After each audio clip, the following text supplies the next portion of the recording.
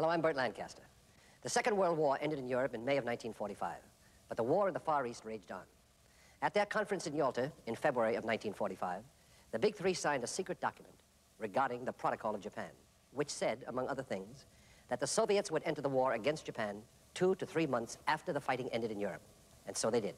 In the 27 days between the dropping of the atom bomb on Hiroshima on August the 6th and the formal capitulation of Japan to the Allied powers on September 2nd, the Russians succeeded in destroying the mighty Japanese Kwantung Army in Manchuria. They also reclaimed for the Soviet Union the Kuril Islands and southern Sakhalin, which had been lost in the Russo-Japanese War of 1904 and 5. These battles were the last in World War II. Our story, the last battle of the unknown war.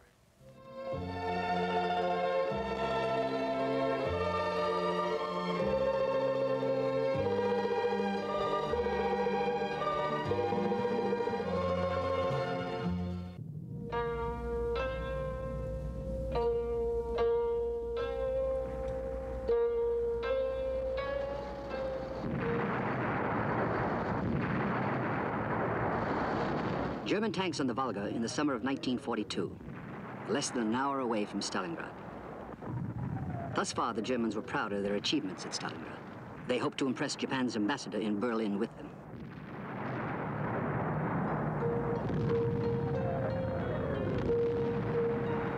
Hitler wanted to recruit the Japanese to fight the Soviet Union.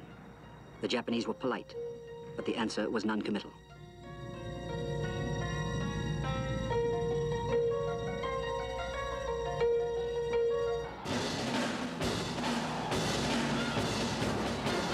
During the early 1930s, the Germans and the Japanese demonstrated to the rest of the world that they had much in common.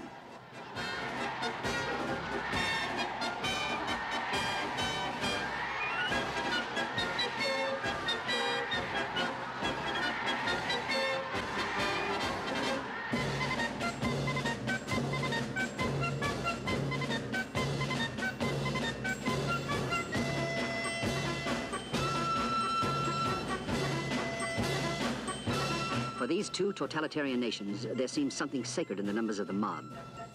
Mesmerized, they moved like automatons.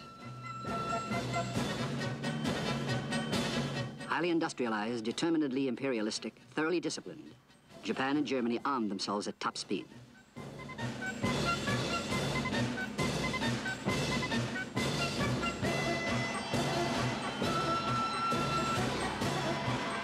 On September 27, 1940, they reached a formal understanding.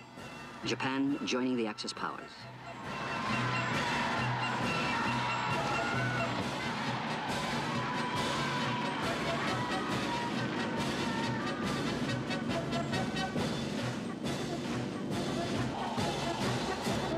Three nations of a single mind, three demagogues. Mussolini had been the first of the fascists. Now the Axis was cemented, reaching across the world.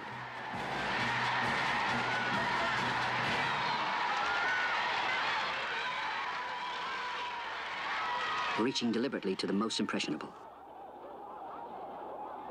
Passing on the cult of violence.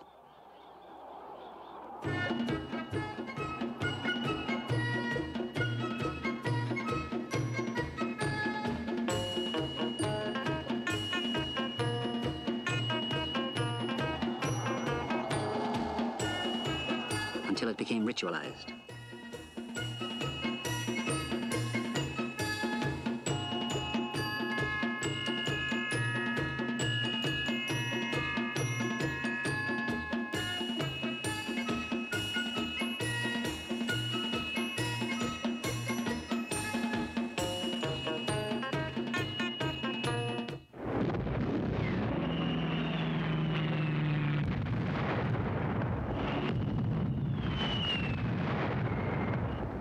In 1931, Japanese troops entered China, flooding through the north.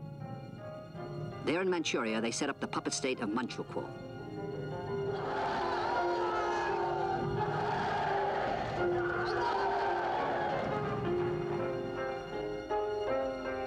The Japanese now stood at the eastern and southeastern borders of the Soviet Union with a formidable army. In 1938, there was a border incident at Lake Hassan.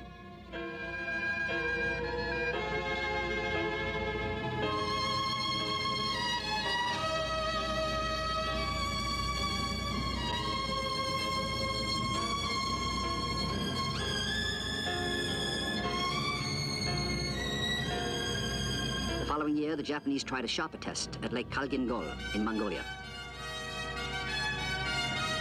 General Zhukov was rushed in from Minsk to take charge.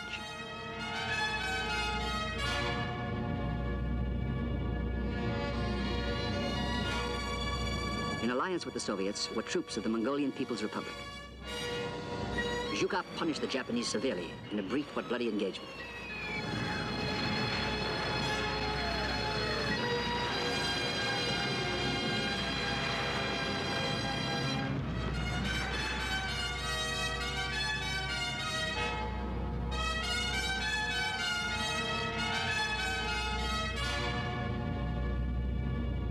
It was an encounter the Japanese fought over as they removed their dead. When the Nazis made overtures, the Japanese recalled their adventure in Mongolia.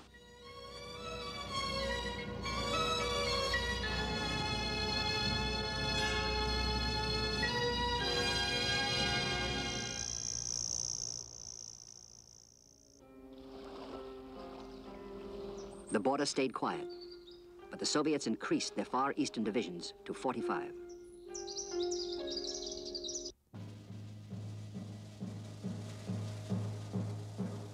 The Kwantung Army across the frontier was powerful. It had over 1,200 tanks and 1,900 planes.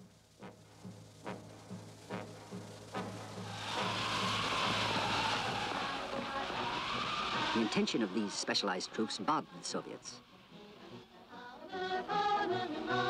The nearest snow was Siberia.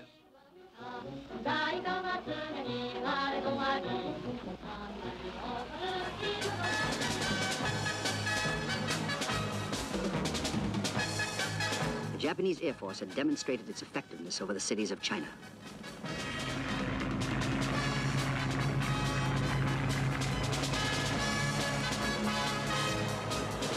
The Soviets were afraid that these tanks would meet Hitler's panzers advancing from the west.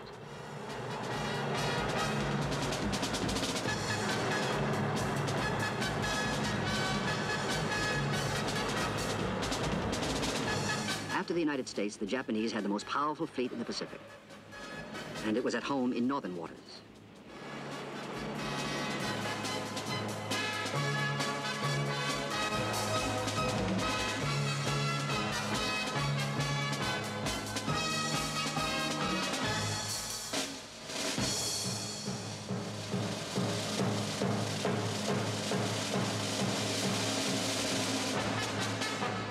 As a field force, the Kwantung Army offered good training for senior officers.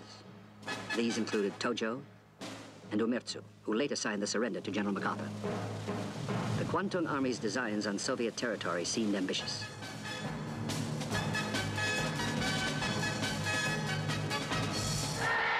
Japan's Axis partner began his war in Western Europe in September 1939.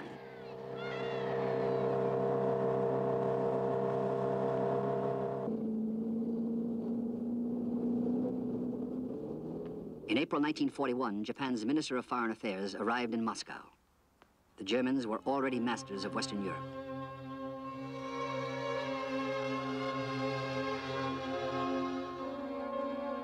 The Soviet Union and Japan signed a neutrality pact. With luck, the pact would secure the Soviet Union's far eastern borders should war with Germany come. Stalin and Matsuoka both anticipated Hitler's invasion of Russia.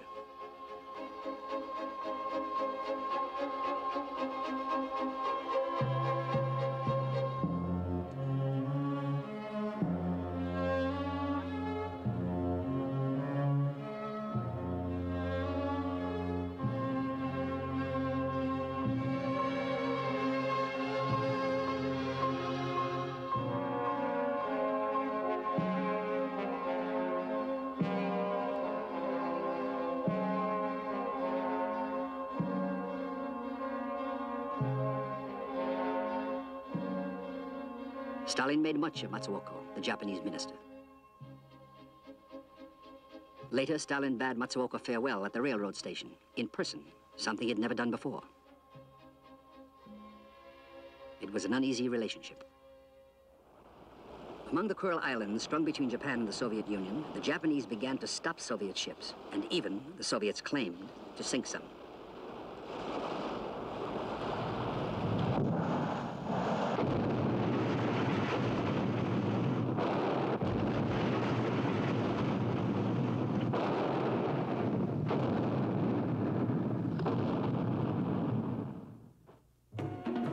For their own purposes, the Japanese extended their triple alliance with Germany and Italy to include Manchukuo.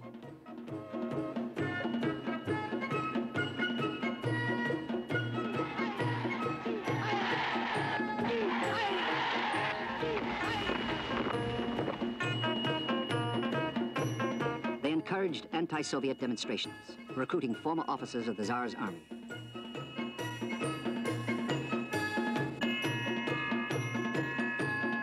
In their schools, the Japanese preached the expansion of empire.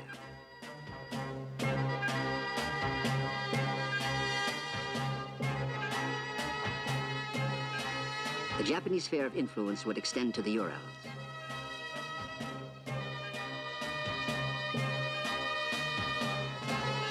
Through China, to India, over Southeast Asia and into Australia, so the Soviets claimed.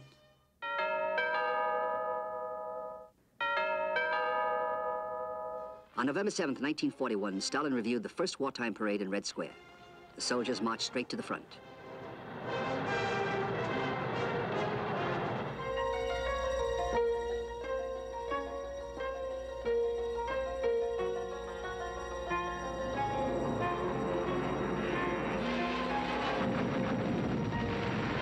One month later, December 7th, 1941.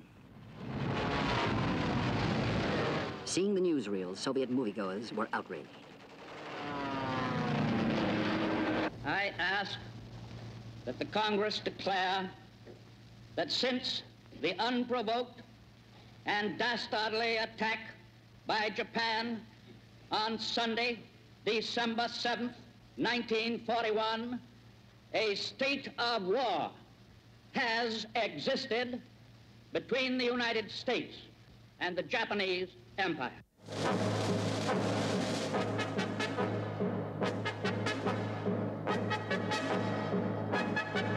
Swiftly, the Japanese flooded over Hong Kong, Malaya, Singapore, Burma, Indonesia, the Philippines, New Ireland, New Britain, the Solomons, New Guinea, Guam, the islands of Micronesia.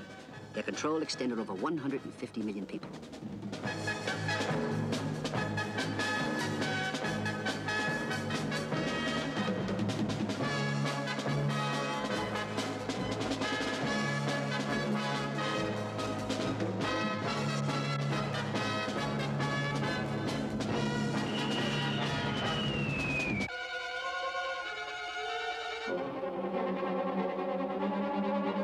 Hundreds of thousands of Dutch, French, Australians, British, and Americans doomed to 4 years in the prison camps.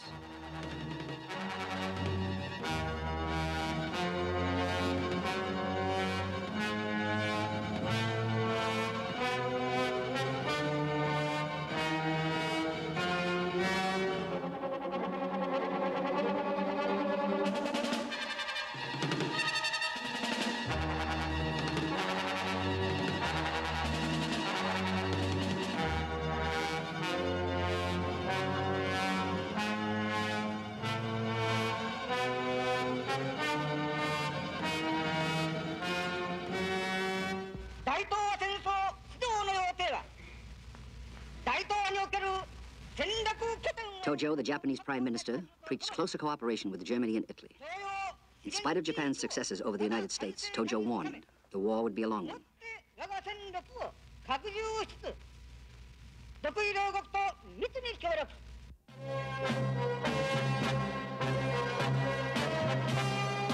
The Japanese had their own version of Hitler's New Order and used some of the same techniques in their Asian conquests.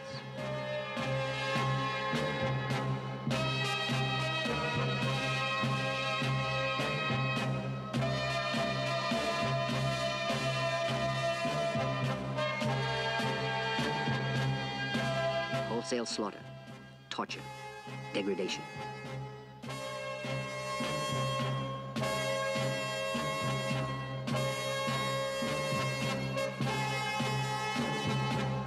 In 1943, the Japanese conscripted labor from the vast pool they controlled in China. Drafting them by the thousands into Manchuria, the Japanese set them to building a series of massive fortifications facing the Soviet Union.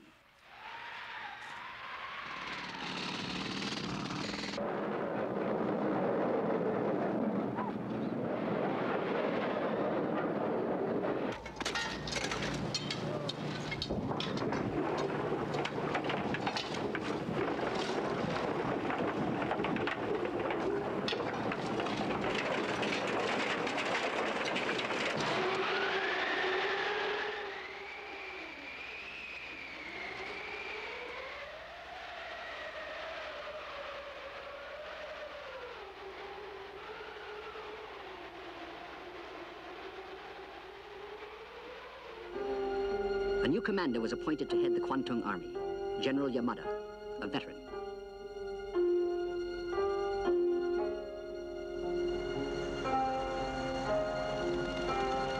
By August 1945, the Kwantung Army in Manchuria numbered over 1 million men.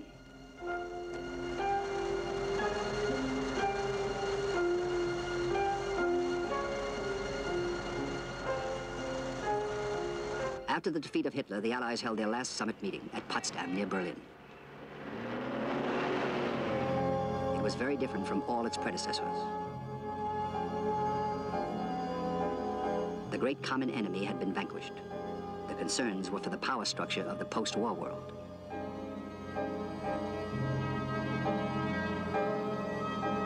At Yalta earlier that year, it was agreed that the Kuril Islands and South Sakhalin would return to Russia. The Soviets promised to enter the war against Japan within 3 months of the cessation of hostilities in Europe. They made arrangements to honor the pledge. Troops still celebrating their victory over Hitler were shipped out of Europe.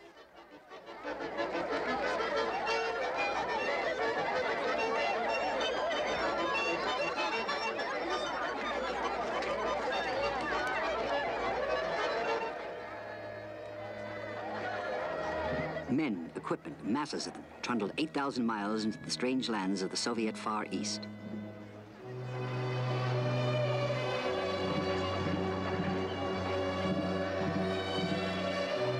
Some of the soldiers had not had leave in 4 years. Some passed their hometowns, which no longer existed.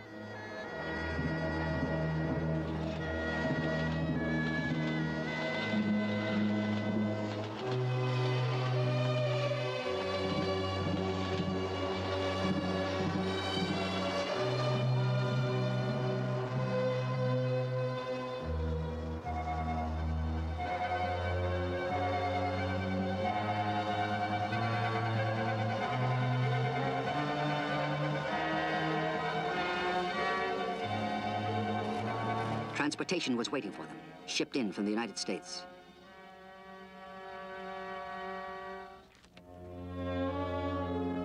The top Soviet commanders took up their positions, armed with code names and false identification, to help keep the size and importance of the operation secret.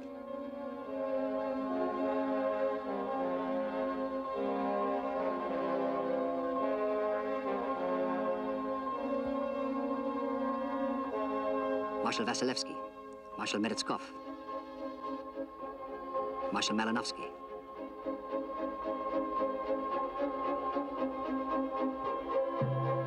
Their mission was the destruction of the entire Kwantung Army. The idea was to surround the Kwantung Army so fast that it would not be able to withdraw into China or Korea.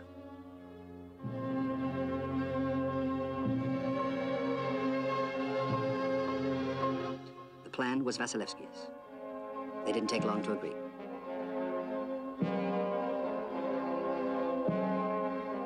It was scheduled for August 9th. The night before, Marshal Vasilevsky called Moscow to report to Stalin.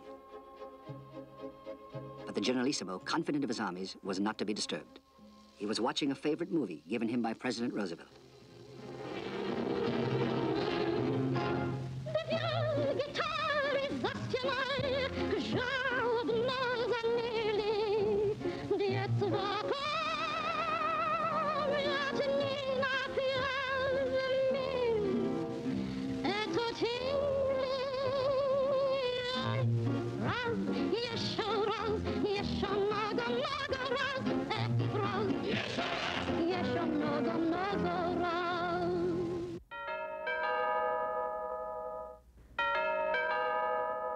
The Germans surrendered, the Russians rapidly moved enormous numbers of troops and masses of equipment to the Far East, a distance of 8,000 miles. And on August the 8th, the Soviet Union declared war on Japan. Over 1.5 million soldiers awaited the assault signal.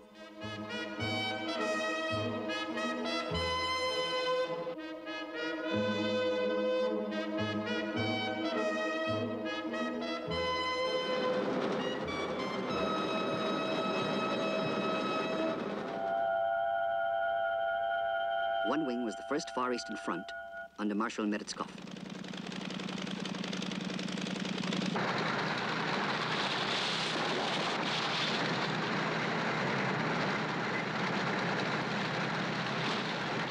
Rapid movement of masses of troops was a problem.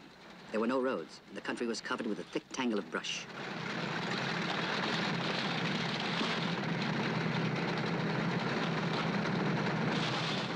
As expected, the Japanese fought fanatically.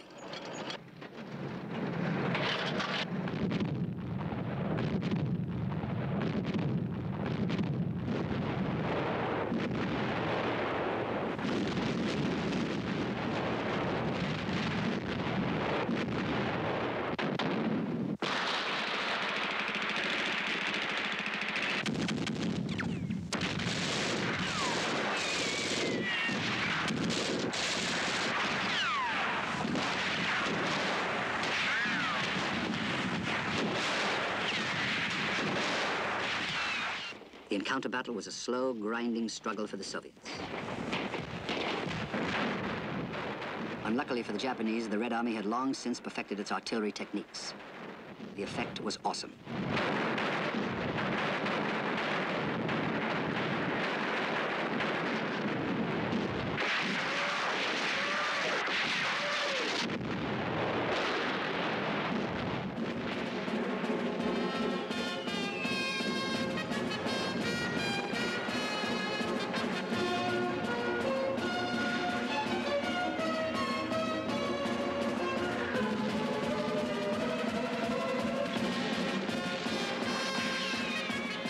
They broke through the border fortifications, not without loss, then moved on to envelop the city of Mutankin, a major strong point.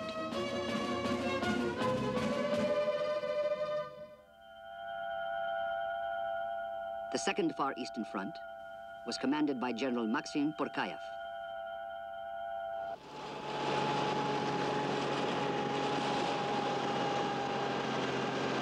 This army group's mission was the Amur River and the Japanese positions on the far bank.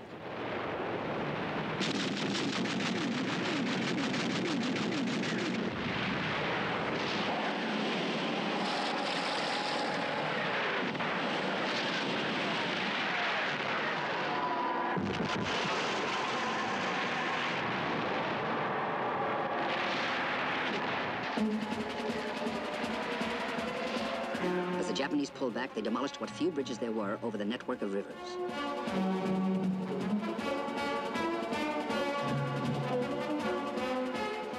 The heavy rains had turned the route of General Porkayev's advance into a gigantic swamp.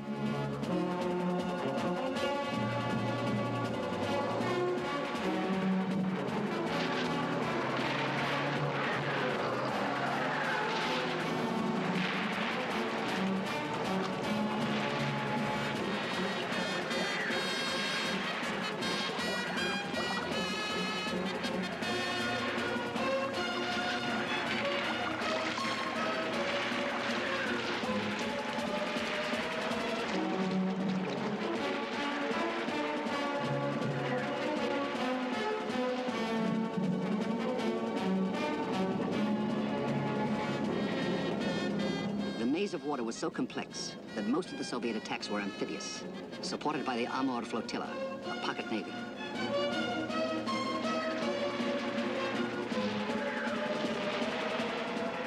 In spite of the obstacles, the Soviet covered 35 miles a day, sometimes more. It was at least the equal of anything Hitler's vaunted panzers had achieved in their headlong drives across Europe. The third Soviet group, the Baikal Front, was not expected by the Japanese. It came in from the rear. The Baikal Front was commanded by Marshal Rodion Malinovsky. Malinovsky's men faced one of the most forbidding mountain ranges in Asia, the Greater Khingan.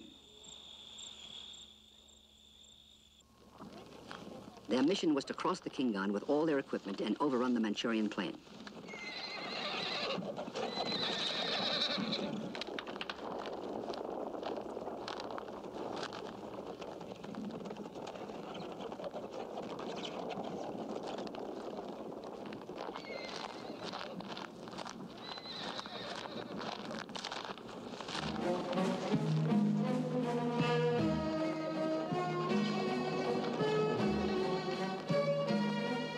There was a single road, reserved for trucks and tanks.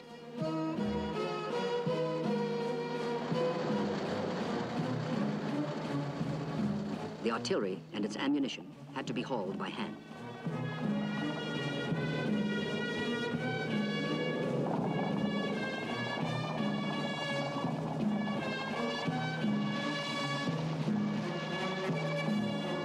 Going down was as hard as climbing up.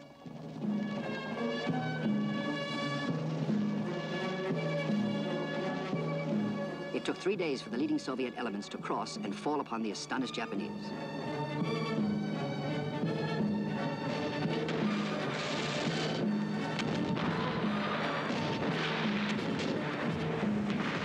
The Kwantung Army resisted fiercely, but the Soviet armor soon broke into the plains.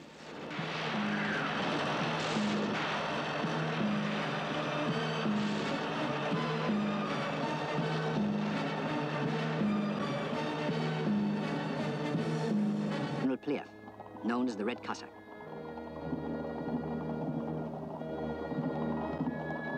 Pliev was famous as a cavalry commander who had raided deep inside the German lines.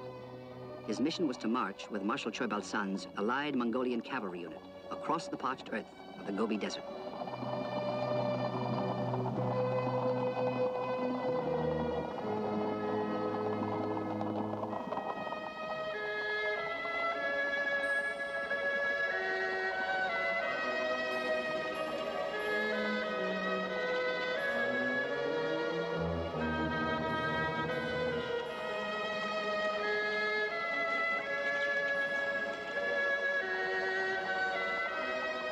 Everything had to be carried with them: food, medical supplies, ammunition, and above all, water.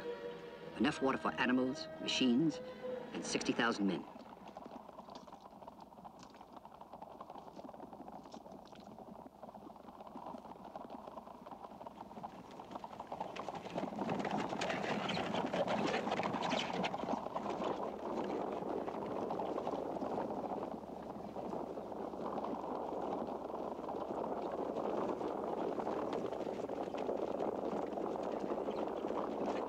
The latest news caught up with them en route.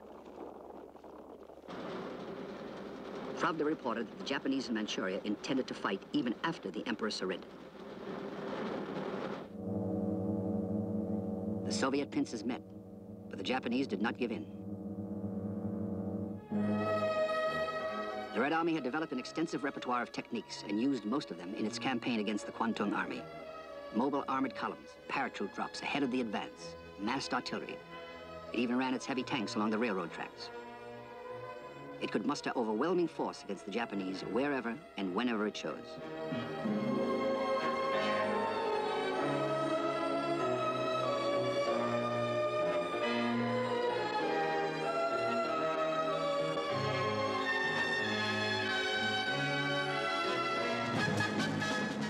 In mid-August, the Japanese regrouped. They were still full of fight.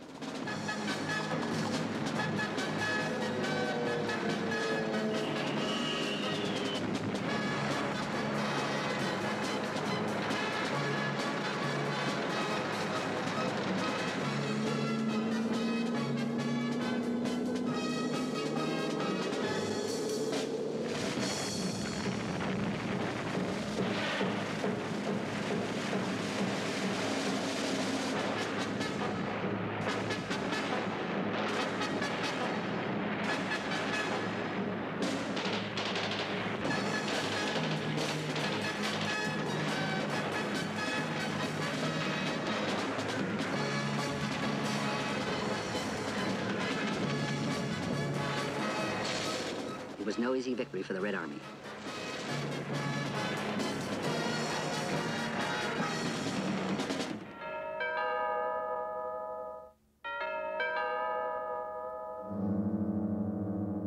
The Soviets launched a simultaneous operation against southern Sakhalin and the Kuril Islands. They came silently at night with 60,000 men in 100 ships.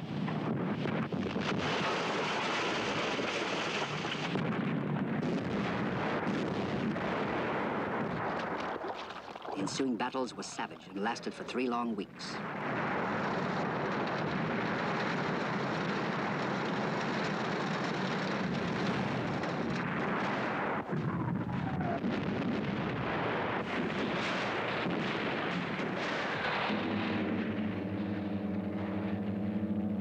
The Soviet Navy, meantime, closed 5 Korean ports, cutting off the Kwantung Army's escape route.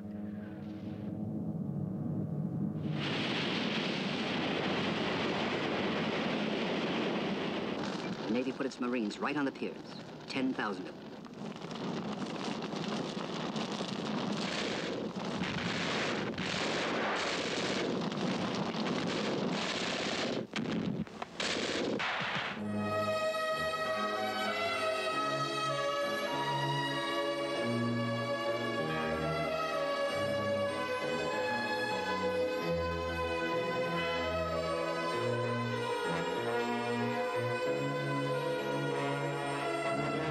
Airfields deep in Japanese-held territory were captured by direct beams.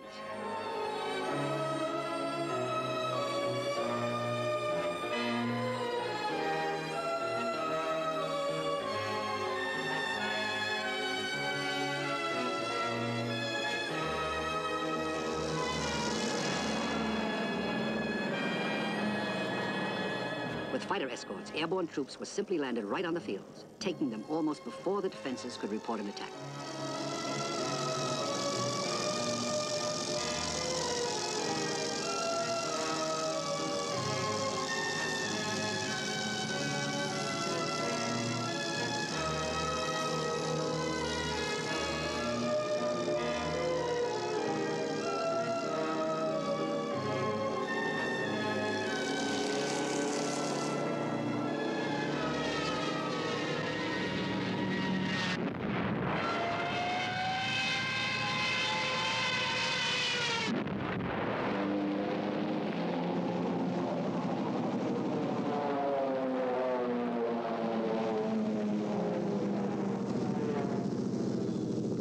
Harbin, one of the captured airports, a Japanese transport had landed before the pilot realized his mistake.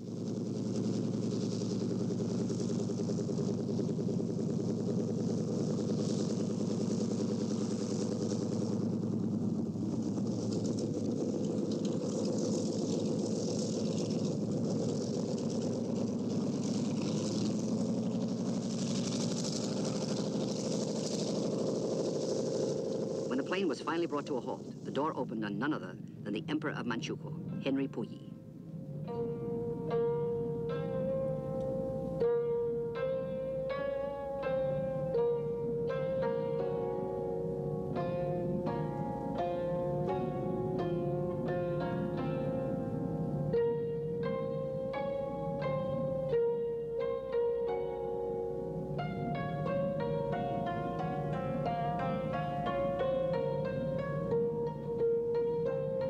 The Emperor of Japan had already surrendered.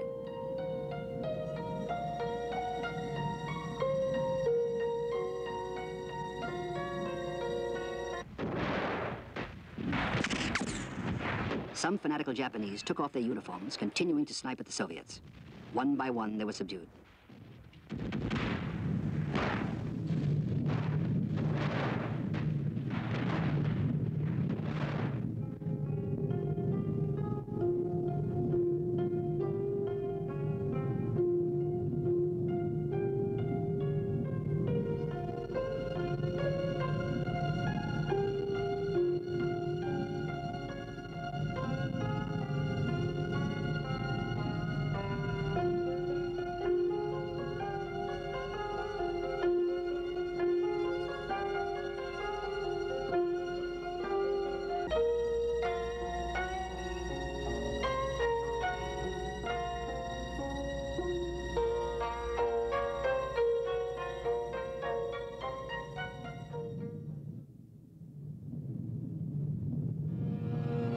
Their equipment had been smashed, their fortifications demolished, their pride humbled.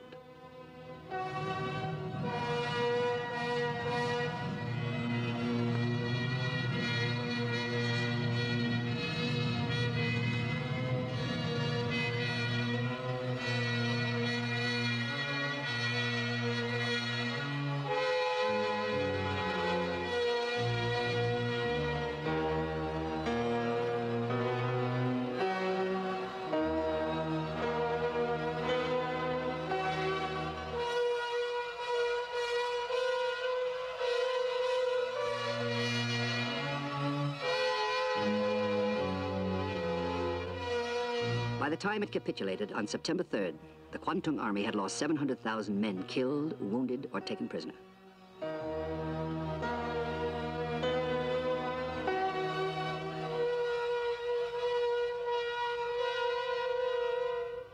Japanese emissaries signed the surrender documents aboard the Missouri, as did the Americans, the British, the French, and the Soviets.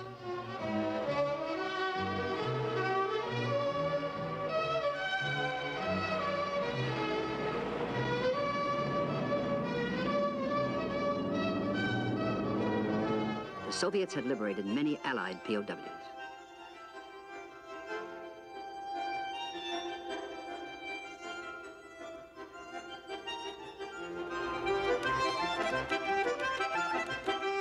Now it was time for all the soldiers to go home.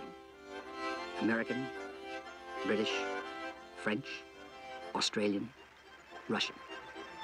Only the differences in their uniforms distinguished them. At a time like this, there was no language barrier.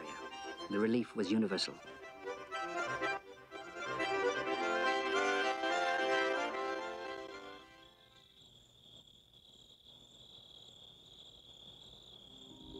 But some would never go home. Home is something that you carry in your head. It lives within the heart forever. And so I know, no matter where I go in life, I'm always going home. The chimney smoke that spirals in the air, the smell of life when someone's waiting there, I carry home with me everywhere. And I'm forever heading homeward. Memories fall like pages from a book. They cloud my eyes everywhere I look. As long as life is mine for me to own, I'm always going home. They had fought the last battle of the unknown war. Peace had many blessings.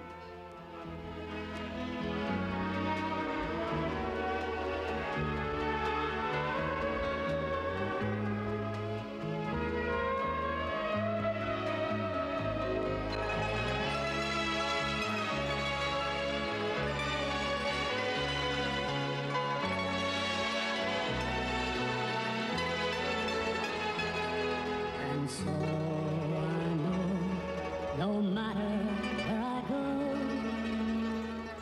I'm always going home.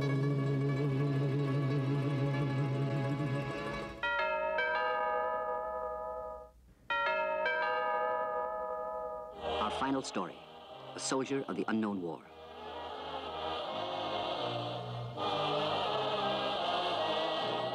A tribute to the 20 million Soviet citizens who died between 1941 and 1945.